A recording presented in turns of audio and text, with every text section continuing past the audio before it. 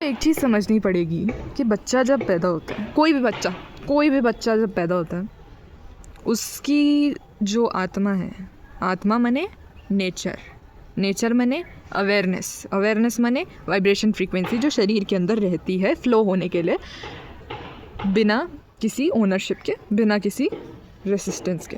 समझ रहे हैं? जिसको तुम गॉड भी बोल सकते हो, हायर कॉन्शियसनेस, कुछ भी, ठीक है।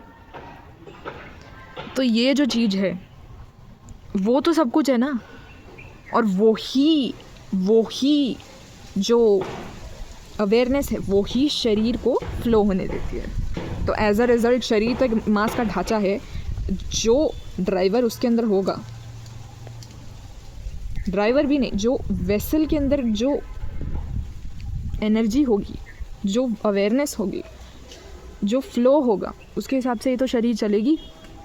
अगर कोई ओनरशिप नहीं है, कोई रेसिस्टेंस नहीं है, कोई मैनिपुलेशन नहीं है शरीर के अंदर, तो ऑटोमेटिकली वो सब कुछ जानती है और एक्सपीरियंस सब कुछ है उसके पास। ये क्यों नहीं सोचा तुमने कभी? ईगो को ही एक्सपीरियंस चाहिए। शरीर ऑलरेडी रिमेम्बरेंस से कनेक्टेड हो जाती है as soon as ego dissolves. समझ रहे हैं? शरीर को बिल्कुल भी एक्सपीरियंस नहीं चाहिए।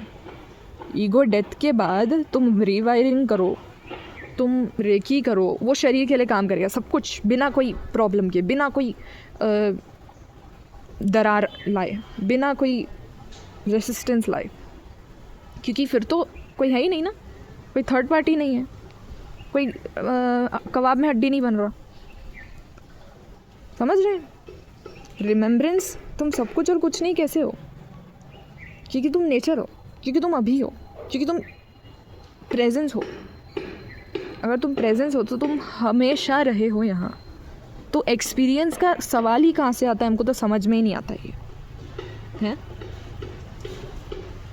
शरीर उसको जिएगी, reality experiencing the presence. Reality कौन? शरीर। प्रेजेंस कौन? सब हम। यू नहीं रहता दुनिया में, यू का जिक्र ही नहीं है, है ही नहीं, यू है ही नहीं, आप है ही नहीं। आप कभी जिंदा ही नहीं थे, आप कभी मरे भी नहीं थे, सिर्फ शरीर ही शरीर है दुनिया में। That's it. प्रेजेंस के अंदर शरीर है, सोल के अंदर शरीर है, बॉडी के